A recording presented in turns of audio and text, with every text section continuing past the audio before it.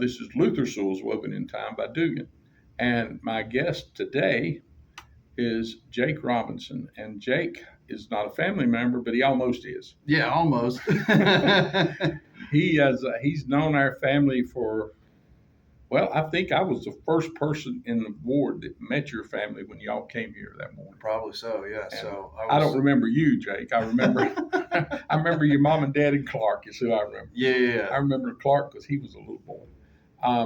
Hopefully, I'll have Clark on here one day too, and Jake's mom and dad. I'd love that. I've already mentioned it to them, but I don't know that they thought I was serious. But anyway, Jake don't know me near as well as he knows my brother Herbie or David, and he also knows all three of his sons. So he's had a very close relationship for over 20 years, I guess. Isn't it? Yeah. Heck, yeah, at least 20 years with that whole family. So I'm going to let Jake tell some stories. I may interrupt him, chances are I will, and ask questions, but just let him tell a little bit about the history of Herbie Sewell's family. He'll call him David, and I've probably explained this on other episodes, but David, his name is David Herbert Sewell. We all called him Herbie all of his life, and that worked fine. That wasn't unusual until Herbie the Love Bug movie came out, and that just ruined his name. So I didn't know that. when he went to college, he went all the way through high school being called Herbie. Yeah. And that was okay with everybody. But then Herbie the Love Bug come out, and his wife Christy, I don't think I've ever told this on here. Christy said the night that she met him, if he had introduced himself as Herbie, she said, I don't think I'd have danced with him or even talked to him.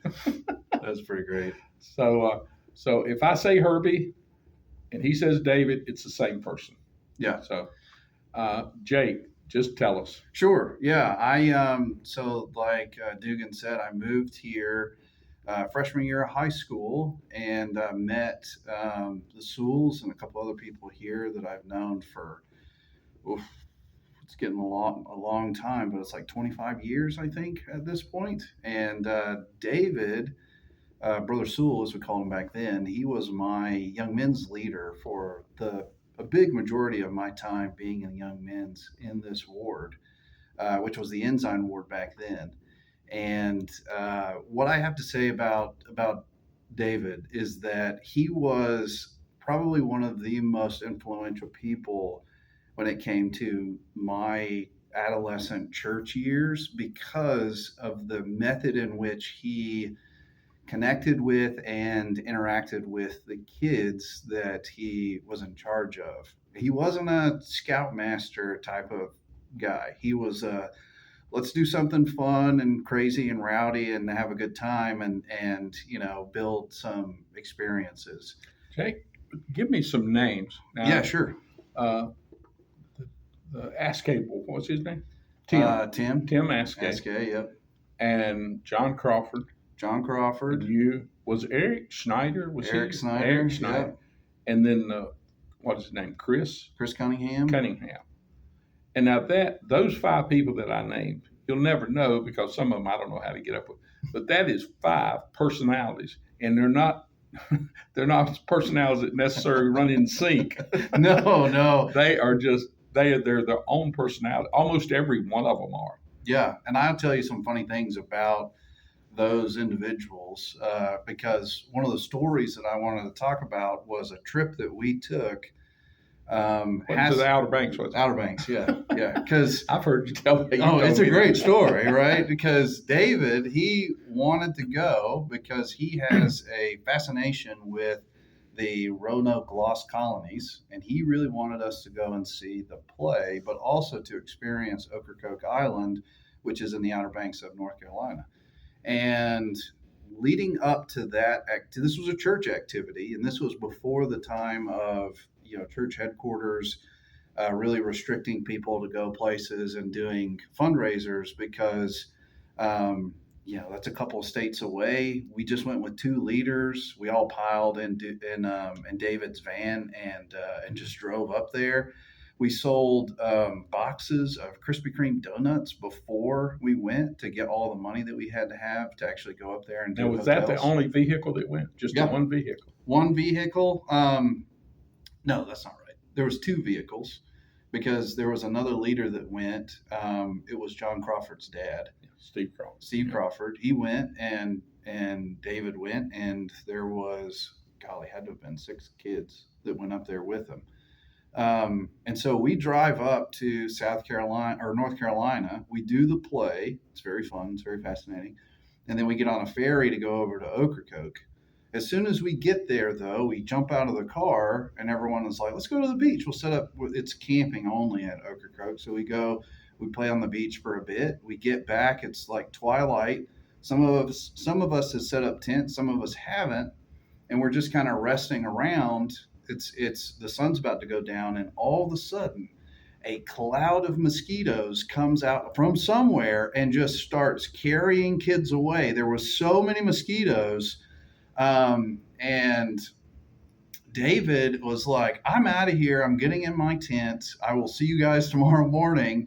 And so the kids were running around trying to figure out how they were going to get like not bitten and carried away.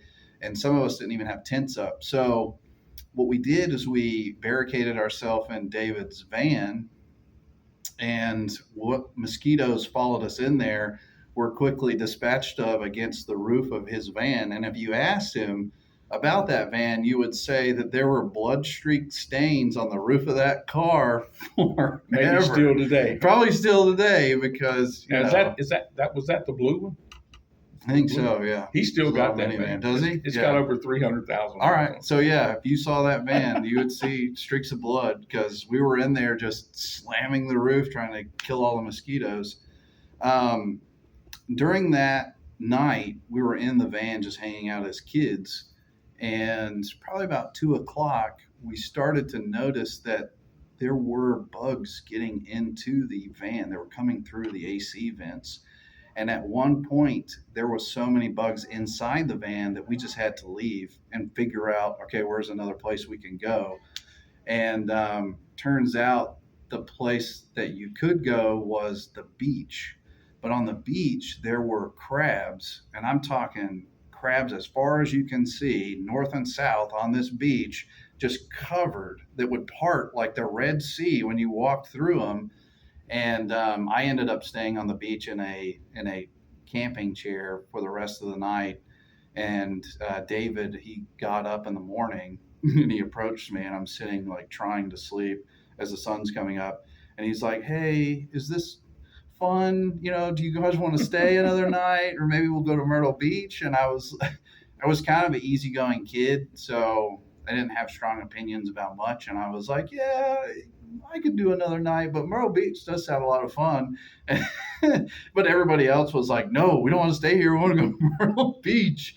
So we ended up packing everything up. We went down to Myrtle Beach and we had a good time for the rest of those days. But I think that trip was one of the things I'll never forget, just because I got no sleep and was largely just like on my own with a bunch of other kids my age.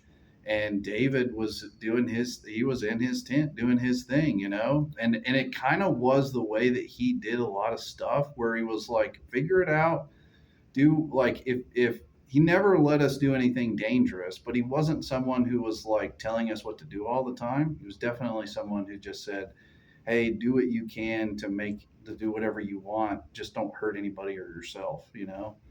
And so that memory is probably one of my favorite of spending time with David, or at least an experience that I never would have done without him, because his drive and motivation when he was in Young Men's, it's probably not like anything I've ever seen before or since, because he had a passion to give youth like a good experience. Just as an example, Tim Askey, he came to the beach the first time he had ever went to the ocean. He runs into the ocean and he comes out and he's like, "Oh, it's salty." And he didn't even know the ocean was salty. So, so that was a good time. And, yeah, I really enjoyed that opportunity to go and do that. Some other stuff that we did too was we would always try and find things to do on Wednesday nights that were fun. And one Wednesday night we had planned to do a food fight, and I don't know how this idea came up, but David went and got a U-Haul truck and bought like cartons of eggs and flour and milk and whatever else food.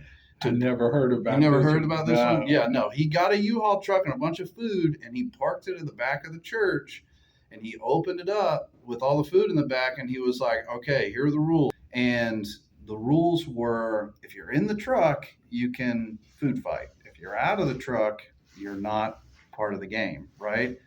And as like 14-year-old kids, we kind of looked at David and we were like, well, what do we do now? Because this was out of the ordinary for anything we had done ever. And so, but as a youth, it wasn't out of the ordinary for him because there's some things I'm not going to tell, and I doubt if he would tell. But he was a pretty wild. I was, yeah, I mean, I fit in with the pretty wild Souls well teenager. because we were all pretty wild and rowdy. But what happened is that we got in the back of the truck and we just started throwing flour and milk and Now, eggs. did and he everything. close the door down on you? No, he kept it open so that we could come in and out. But if you were in the middle or back of the U-Haul, you were getting it. Like you.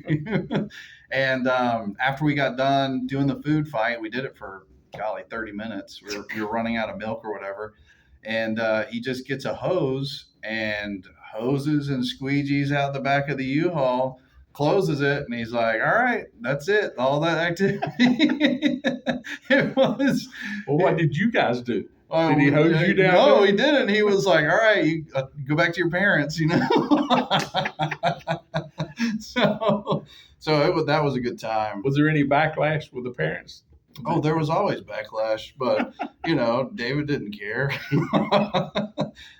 He just shrugged his shoulders and went on. Yeah, I mean, I will say the thing that I learned the most about like life from David is that you don't have to conform to what everybody thinks is right to actually do the best thing or the right thing. Like David was always somebody who came up with ideas that I think people would say, "Oh, I don't know if we can do that," right? And what was great about what he did was that he allowed us to critically think about ways that we wanted to engage with each other, and he really didn't put a wet towel over anything. He was like, "You have a cool idea." He was always doing, "And this," like he wanted us to do the best that we could do. And if we were like, let's do a food fight, he said, okay, how are we going to make it work? It did. I'm curious. Yeah. Did that get approval from a bishop, or was it even run by the bishop? No, he didn't get any approval from anybody. He just did stuff. I did that wrong. At least I don't know if he did. But I was in the youth organization. We wanted to have something as docile as a paper airplane contest one time, and our bishop would not do it. Really? So it didn't have a priesthood purpose. Oh. So, okay. That sounds lame, but whatever. That's maybe I should have not worried about getting approval. Yeah, I mean that was his whole shtick, like we would do things that were fun, and I do remember. I mean, there were times when people butt heads, and I always remember that when David butted heads about whatever it was that we were doing, he always framed it in the young men are important. They should have fun stuff to do. This is fun. They planned it. We should try and do what they want to do. Like that was always his big thing. And I really respect him for that. There's not a lot of adults who will go and do a food fight with a bunch of little kids because they don't want to be on that level. But David didn't care. He was like, I'll be on your level. I'll, joke around with you. I'll do whatever. And it, like I said, it was one of the most influential things that I think anybody did when I was a youth. And I respect him a lot for that. Well, I'm a little bit jealous because I never thought of a food fight.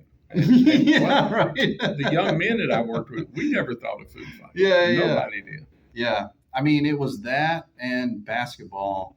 I think that having fun activities and then having someone who was so talented at teaching basketball was just a great time. Like I have no basketball athleticism, cannot play, cannot dribble the ball.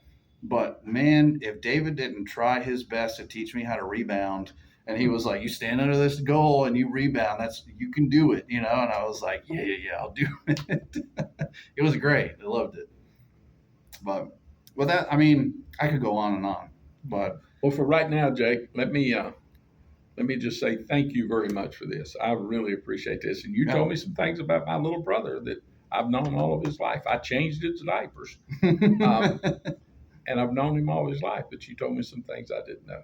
But and I appreciate that a lot. And I appreciate you and your whole family. I really do. thank you. Yeah. But for right now, we're going to close this one out, and you guys be pretty and